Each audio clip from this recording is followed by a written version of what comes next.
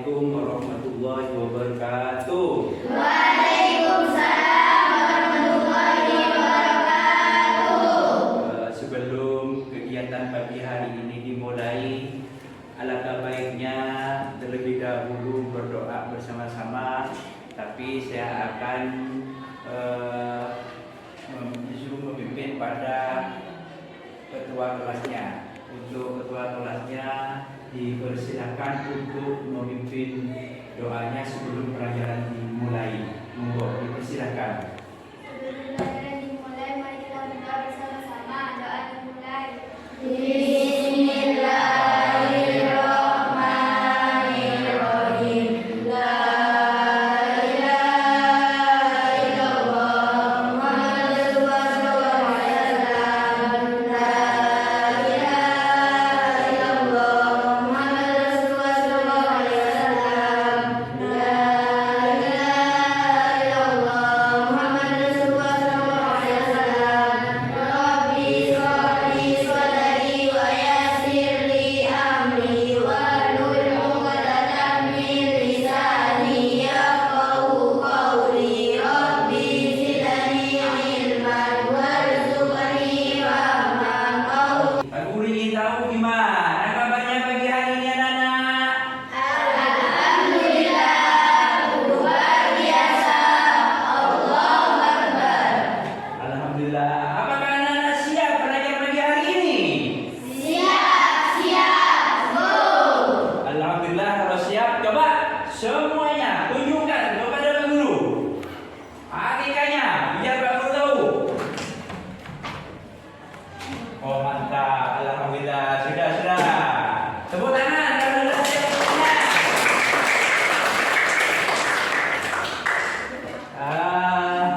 Sebelum kegiatan, Pak Guru akan mengabsen satu persatu dulu ya. Biar Pak Guru tahu mana yang masuk, mana yang tidak masuk pagi hari ini. Pertama yaitu Aisyatul Imamah. Hadir. 2 Cynthia Bella. Sulistianisi. Hadir. Nur Lailatul Mukarramah. Hadir. Firatus Soleha. Hadir. Novi Nur Arafah. Alfiatus Zahro.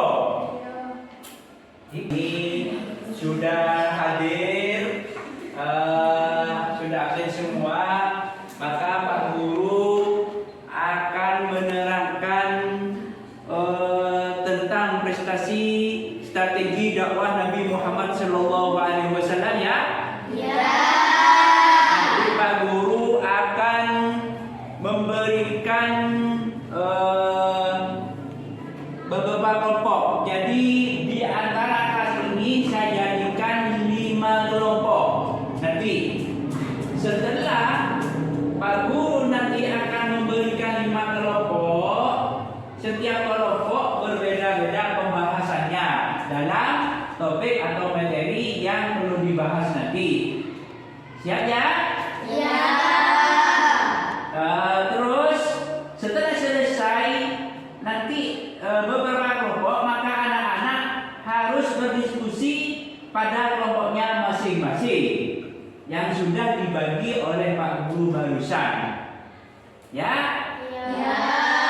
Terus setelah itu habis diskusi setiap kelompok, maka setiap kelompok nanti maju ke depan.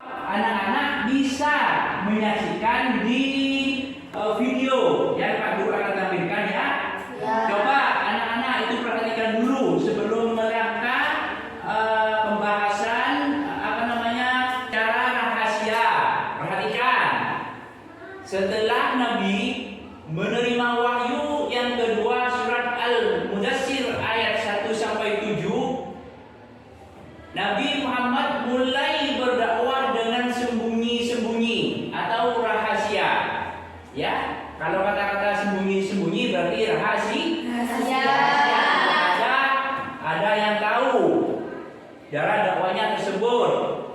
Terus poin 2, pola dakwah Nabi Muhammad Sallallahu Alaihi Wasallam secara rahasia atau sembunyi-sembunyi sesuai dengan bimbingan Allah Subhanahu Wa Taala, surat As-Sur'an ayat 214. Yang nomor 3, Nabi Muhammad ya Pak Guru sekarang akan membagikan beberapa kelompok atau menjadikan 5 kelompok ya. Jadi 5 kelompok, nanti Pak Guru akan membacakan nama-nama tersebut. Nanti cari sendiri wes di antara teman-teman di kelas ini masing-masing. Coba pertama Pak Guru pertama akan membacakan untuk membagi kelompok. Pertama Nova, Vina, Vela. Nanti cari temannya masing-masing. Kelompok 1. Kelompok 2 Ais, Hikmah, dan Bella. Kelompok 3 Lia, Karimah, Imamah. Kelompok 3 itu ya. Kelompok 4 Firda, Toyibah. Kelompok 5 Uus, Emi, Novi. Itu di masing-masing kelompok. Coba anak-anak sekarang carilah temennya yang sudah Pak Guru baca barusan di antara kelompok 1, 2, 3, 4, dan 5. Ayo coba carikan dulu. Habis itu Pak Guru nanti akan memberikan materi atau topik yang akan dibahas oleh kelompok masing-masing.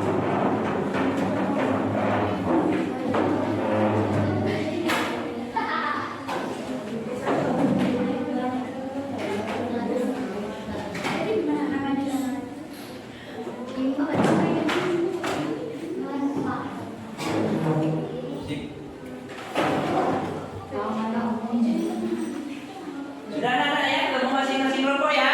Iya. Coba maju anak-anak. Kelompok 1, maju. Kelompok 2, maju. Kelompok 3, maju. Kelompok 4 dan kelompok 5 mana? Ya, itu di antara beberapa kelompok. Coba sekarang sebelum Pak Guru akan memberikan materi, coba anak-anak kasih semangat dulu, tepuk tangan dulu. Ya, sekarang Pak Guru akan memberikan materi ya, atau topik yang perlu dipelajari. Ini kelompok 1, pahami dulu.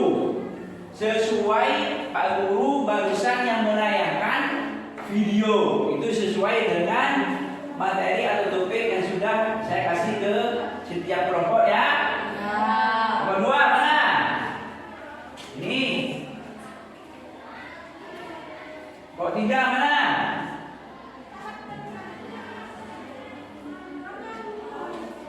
Kelompok 4. Kelompok Bina, mana?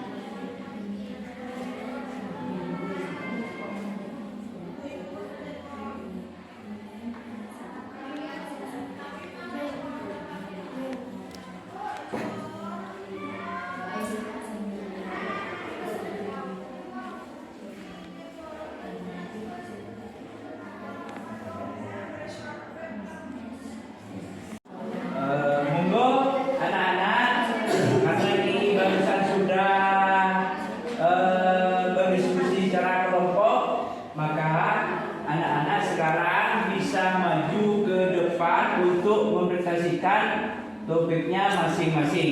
Dipersilakan untuk kelompok 1, 2, 3, 4, dan 5 nanti bisa maju ke depan masing-masing. Perhatikan ya anak-anak, setelah barusan anak-anak setelah selesai diskusi di setiap kelompok, maka anak-anak lagi maju ke depan ya.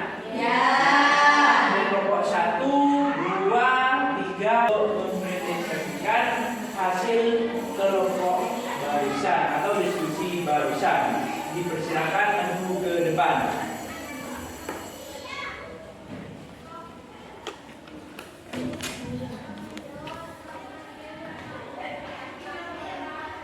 Assalamualaikum warahmatullahi wabarakatuh. Waalaikumsalam warahmatullahi wabarakatuh. Kami dari kelompok 1 akan mempresentasikan tentang dakwah rahasia sembunyi-sembunyi yang akan dipresentasikan oleh Nova. Dakwah rahasia. Dakwah secara sirriyah, rahasia atau sembunyi-sembunyi di lingkungan keluarga dan sahabat-sahabat beliau yang bisa dipercaya. Langkah sembunyi-sembunyi ini dipilih karena mengantisipasi reaksi orang-orang Quraisy yang kaget dan belum bisa menerima ajaran yang berbeda dengan keyakinan mereka, dan pertimbangan pengikut Nabi yang masih sedikit. Sedangkan ancaman dan siksaan masyarakat kafir Quraisy masih kuat dan status kota Mekah sebagai pusat agama bangsa Arab. Nabi Muhammad SAW melakukan dakwah sirri dengan pendekatan personal. Hal ini disebabkan pendekatan personal memiliki keterkaitan batin serta interaksi emosional antara pengajar dan yang diajar. Pendekatan personal ini Nabi Muhammad SAW telah menggabungkan antara ikhtiar dan tawakal. Artinya Nabi dalam berdakwah memperhatikan situasi dan kondisi yang ada. Dalam sejarah Islam dikenal sebagai as-sabiqun al-awwalun, dan kurung orang-orang yang paling dahulu dan pertama masuk Islam. Mereka adalah 1. Khadijah binti Khuwailid ummul mukminin, istri Nabi Muhammad SAW. 2. Zaid bin Harisah bin Khalid. 3. Ali bin Abi Thalib sepupu beliau. 4. Abu Bakar As-Siddiq, sahabat paling dekat beliau. Sekarang dibuka sesi tanya jawab. Silakan bertanya. Go. Kalau bertanya. Saya dari kelompok 2 akan memberi pertanyaan kepada kelompok 1. Mengapa Nabi Muhammad SAW dakwah secara sembunyi-sembunyi? Go, bisa dijawab. Mengapa Nabi Muhammad SAW berdakwah secara sembunyi-sembunyi? Langkah sembunyi-sembunyi ini dipilih karena mengantisipasi reaksi orang-orang Quraisy yang kaget dan belum bisa menerima ajaran yang berbeda dengan keyakinan mereka dan pertimbangan pengikut Nabi yang masih sedikit. Betul. Ayo tepuk tangan deh.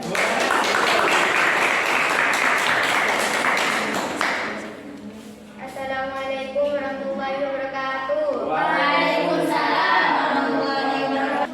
Assalamualaikum warahmatullahi wabarakatuh.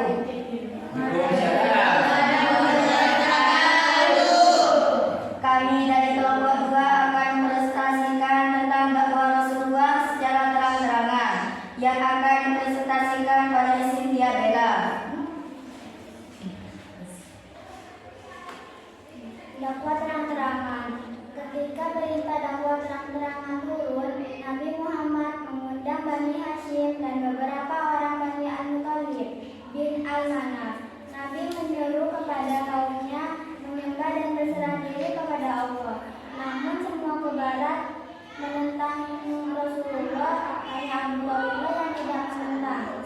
Dia tidak masuk Islam, tetapi dia mendukung dakwah Nabi Muhammad dan melindungi berbagai cara. antara lain menjelek-jelekan ajaran Islam, membangkitkan keraguan, menyebarkan anggapan-anggapan yang menyaksikan ajaran-ajaran beliau dan diri beliau.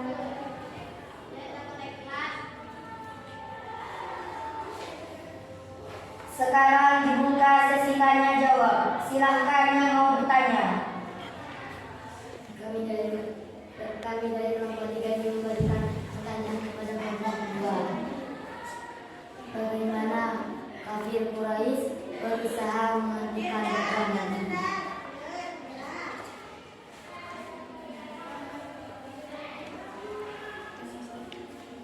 Saya akan menjawab pertanyaan dari kelompok 3. Kafir Quraisy berusaha menghentikan Nabi dengan berbagai cara, antara lain menjelek-jelekan ajaran Islam, membangkitkan keraguan-keraguan, menyebarkan anggapan-anggapan yang menyaksikan ajaran manusia dengan dongeng-dongeng itu, agar mereka meninggalkan Al-Quran dan menyiksa terhadap para pengikut Nabi. Sekian dari kelompok kami. Assalamualaikum warahmatullahi wabarakatuh. Waalaikumsalam. Assalamualaikum warahmatullahi wabarakatuh. Waalaikumsalam warahmatullahi wabarakatuh. Kami dari kelompok 3 akan mempresentasikan tentang hijrah ke Habsyi yang akan dipresentasikan oleh Hafsatul Aulia. Hijrah ke Habsyi. Penindasan dan penyiksaan kafir Quraisy semakin keras, membuat Nabi Muhammad dan pengikutnya berpikir untuk menyelamatkan diri. Dalam kondisi tersebut, turunlah surat Az-Zumar 39 ayat 10 yang berisi perintah hijrah. Allah SWT berfirman, artinya, katakanlah, hai hamba-hambaku yang beriman, bertakwalah kepada Tuhanmu. Orang-orang yang berbuat baik di dunia ini memperoleh kebaikan, dan bumi Allah itu adalah luas. Sesungguhnya hanya orang-orang yang bersabarlah yang dicukupkan pahala mereka tanpa batas. Nabi Muhammad SAW memerintahkan kaum muslimin agar hijrah ke Habasyah karena Raja Habasyah Asima An-Najasi adalah seorang raja yang adil. Maka bulan Rajab tahun kelima kenabian, hijrahlah kelompok pertama terdiri dari 12 orang laki-laki dan 4 orang perempuan. Pemimpin Utsman bin Affan yang hijrah bersama istrinya Sayyidina Ruqayyah, putri Rasulullah SAW. Dan hijrah ke Habasyah terjadi 2 kali. Ruqayyah kembali bersama suaminya Utsman bin Affan terbangun dengan kelompok hijrah kedua.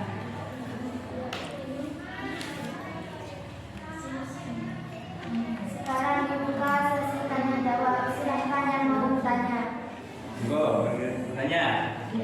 Saya dari kelompok 5 akan memberi pertanyaan kepada kelompok 3. Mengapa Nabi Muhammad SAW hijrah ke Habsyi?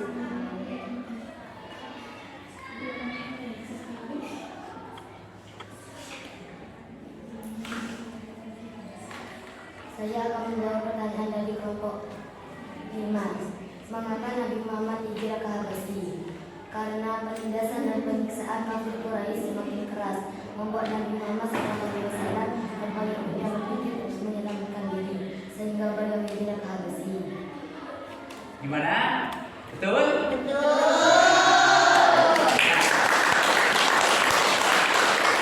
Sekian dari kami. Assalamualaikum warahmatullahi wabarakatuh. Waalaikumsalam warahmatullahi wabarakatuh. Persiapan untuk berikutnya yaitu dari kelompok 4. Persilakan maju ke depan.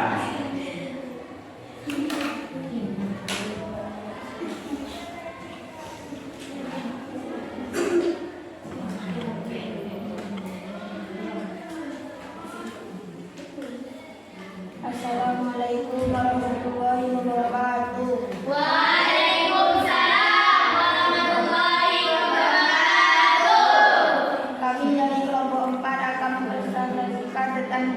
Taib yang akan dipresentasikan oleh Rizla Mulia. Untuk Rizla Mulia kami persilakan. Assalamualaikum warahmatullahi wabarakatuh. Waalaikumsalam. Saya di sini akan menerangkan tentang hijrah ke Taif. Pada tahun ke-10 kenabian, Nabi Muhammad kehilangan dua orang yang dicintainya, yaitu Siti Khadijah, istrinya yang selalu bersamanya dalam menyebarkan Islam, dan Abu Thalib, pamannya yang selalu melindungi dan membelanya dari ancaman kafir Quraisy. Tahun tersebut dinamai tahun kesedihan. Setelah meninggal keduanya, orang-orang kafir Quraisy semakin berani mengganggu dan menyakiti Nabi Muhammad SAW. Melihat kondisi seperti itu, Nabi bersama Zaid berencana pergi ke Taif, wilayah yang berjarak sekitar 80 km dari tanah suci Mekah. Selanjutnya saya buka sesi tanya jawab. Silahkan yang mau bertanya. Go, ada yang bertanya? Ya, ada yang bertanya dari nomor 1. Aku ingin bertanya, mengapa pada tahun ke-10 kenabian dinamai tahun kesedihan? Assalamualaikum warahmatullahi wabarakatuh. Waalaikumsalam. Saya akan menjawab pertanyaan dari kelompok 1. Mengapa pada tahun ke-10 kenabian dinamai tahun kesedihan? Karena Nabi Muhammad kehilangan dua orang yang dicintainya, yaitu Siti Khadijah, istrinya yang selalu bersamanya dalam menyebarkan Islam, dan Abu Thalib, pamannya, yaitu selalu melindungi dan membelanya dari ancaman kafir Quraisy. Ya, oke.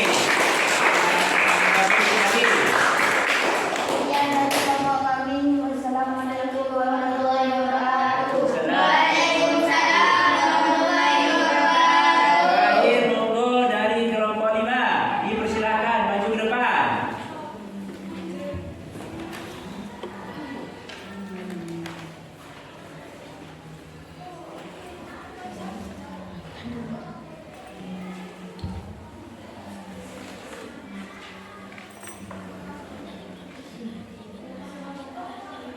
Assalamualaikum warahmatullahi wabarakatuh.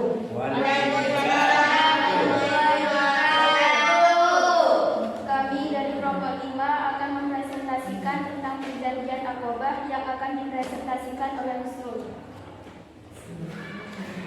Perjanjian Aqabah pada tahun ke-12 kenabian bertepatan dengan tahun 621 Masehi.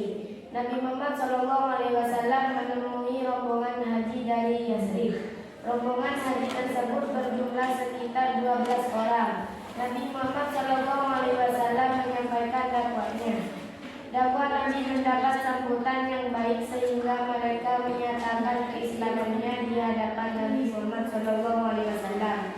Mereka melakukan baiat kepada Nabi di salah satu bukit di kota Mekah, yaitu Bukit Aqabah. Maka baiat ini disebut dengan baiat Aqabah pertama. Adapun isi baiat adalah sebagai berikut. 1. Mereka menyatakan setia kepada Nabi Muhammad SAW. 2. Mereka menyatakan rela berkorban harta dan jiwa. 3. Mereka bersedia ikut menyebarkan ajaran Islam yang dianutnya. 4. Mereka menyatakan tidak akan menyekutukan Allah Subhanahu wa taala. 5. Mereka menyatakan tidak akan membunuh. 6. Mereka menyatakan tidak akan melakukan kecurangan dan kedustaan. Sekarang dibuka sesi tanya jawab. Silahkan yang mau bertanya. Monggo, siapa yang bertanya? Berapa ini? 4. Siap, dipersilakan. Saya ingin memberi pertanyaan kepada kelompok 5.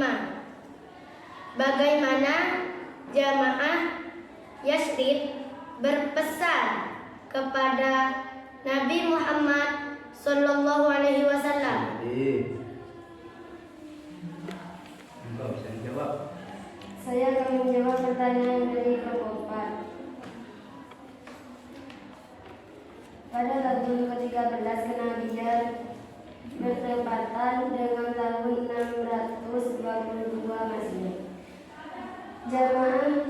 Jamaah Yasrib datang kembali ke kota Mekah untuk melaksanakan ibadah haji. Sekian dari kami. Wassalamualaikum warahmatullahi wabarakatuh.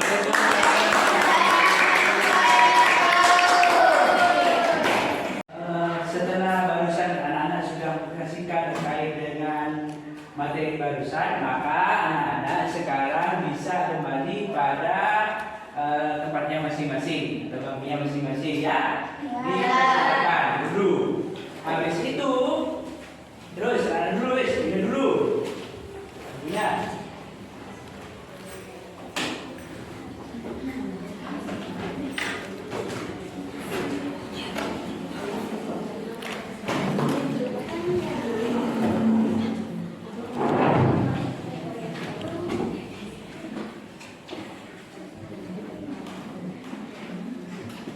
Sudah balik pada tempat masing-masing anak ya?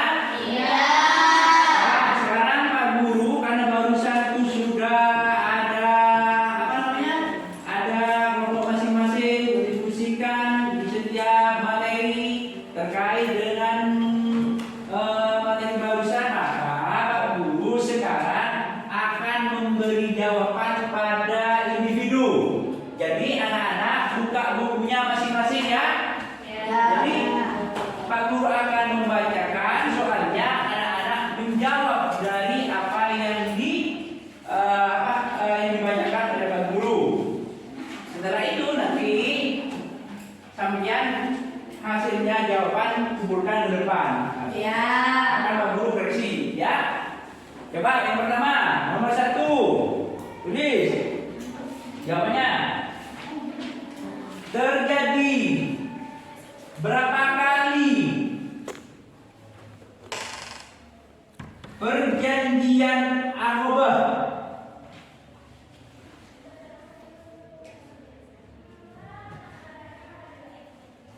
Sudah? Ya. Yang nomor 2, orang-orang yang lebih dahulu masuk Islam disebut apa?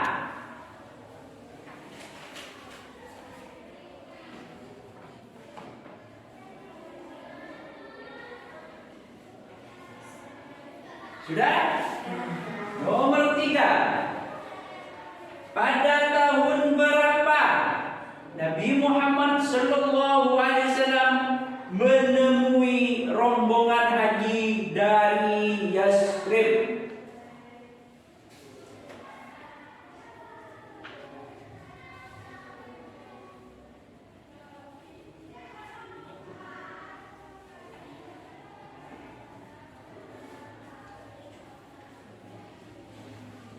Sudah? Nomor 4, penduduk Yasrib siap dan bersedia melindungi Nabi Muhammad SAW terdapat dalam perjanjian Aqabah berapa?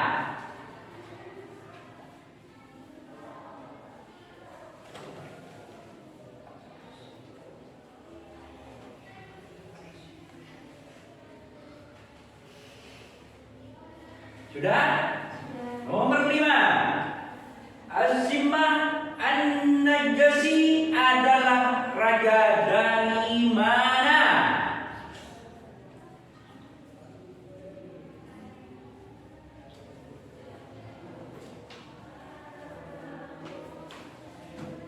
Sudah?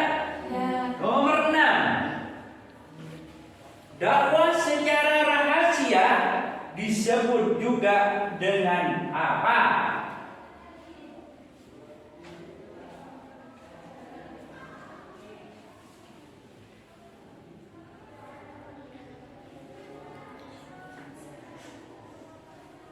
Dan nomor 7, jihad adalah dakwah secara titik-titik.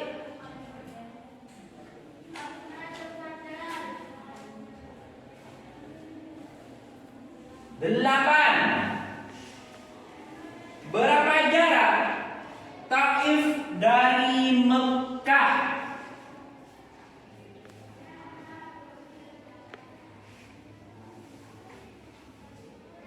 Sudah? Nomor 9. Pada tahun keberapa disebut dengan tahun kesedihan?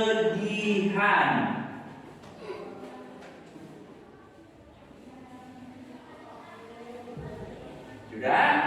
Yang 10. Siapa yang meninggal di tahun kesedihan itu? Isi sudah?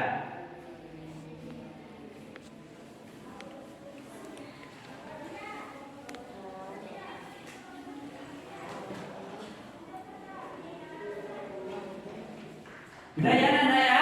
Dah. Oh, dikumpulkan ke depan.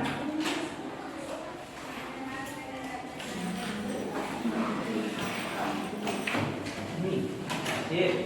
Terus. Terus.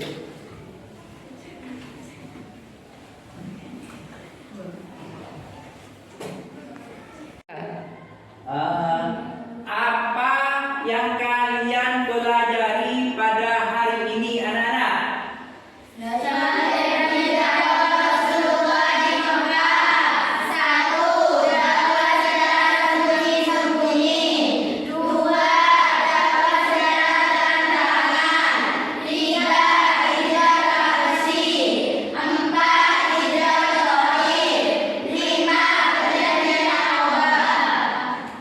Alhamdulillah anak-anak mulai tadi itu sudah memahami terkait dengan materi-materi yang sudah Pak Guru kasih materi atau pelajaran pada anak-anak pagi hari ini ya. Itu karena ini pelajaran sudah selesai, Pak Guru pesan pada anak-anak jangan lupa belajar di rumah ya. Maka dengan itu Pak Guru akhiri. Tapi sebelumnya doa dulu. Mungkin bisa dipimpin oleh ketua kelasnya. Dipersilakan oleh ketua kelasnya untuk memimpin doa pagi hari ini. Dipersilakan. Sebelum kita pulang, mari kita doa bersama-sama. Doa dimulai.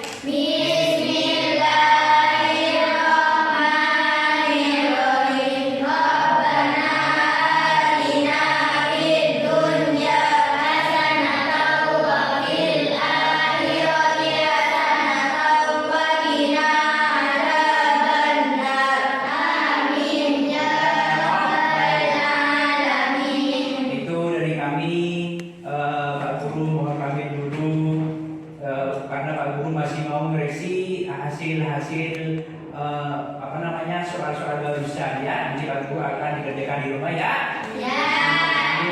Assalamualaikum warahmatullahi wabarakatuh.